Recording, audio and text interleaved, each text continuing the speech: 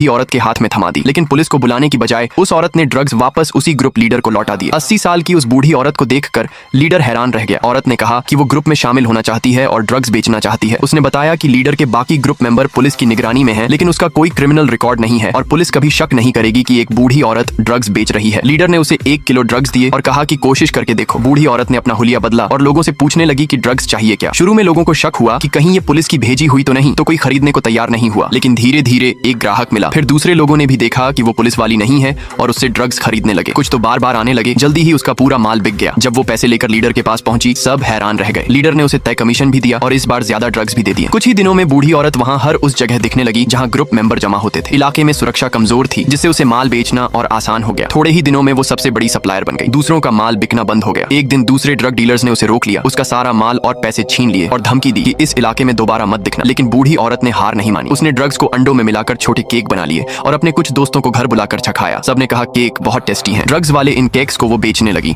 और सिर्फ एक सुबह में सारे केक बिक गए। जब वो पैसे लेकर लीडर के पास पहुंची तो वो इस हफ्ते तीसरी बार आई थी। उसकी बिक्री लीडर के साल भर के ग्रुप मेंबर से ज्यादा थी। इस बार उसने अपना कमीशन 30% मांगा। लीडर ने मना किया तो उसने कहा कि वो कोई और सप्लायर ढूंढ लेगी। मजबूरी में लीडर को मानना पड़ा। केक में ड्रग्स होने की वजह से लोग एडिक्ट होने लगे और ज्यादा लोग बूढ़ी औरत से केक खरीदने आने लगे। अब 2 दिन में ही सारा माल बिक गया। लीडर ने उसे और भी ज्यादा ड्रग्स दे दिए, लेकिन बूढ़ी औरत जानती थी कि वो अकेले नहीं कर सकती। उसने उन्हीं ग्रुप मेंबर को घर बुलाया जिन्होंने उसका माल छीना था। पहले तो उन्होंने उसे हल्के में लिया, लेकिन जब टेबल पर रखे केक खाए तो समझ गए कि उसमें मैदा मिला हुआ था। उसने उन्हें केक डिस्ट्रीब्यूट करने का ऑफर दिया और 15% कमीशन देने का वादा किया। बात बन गई। अब लोग बूढ़ी औरत के घर लाइन लगाकर केक खरीदने आने लगे। उसने अपने दोस्तों को भी केक बनाने में शामिल कर लिया।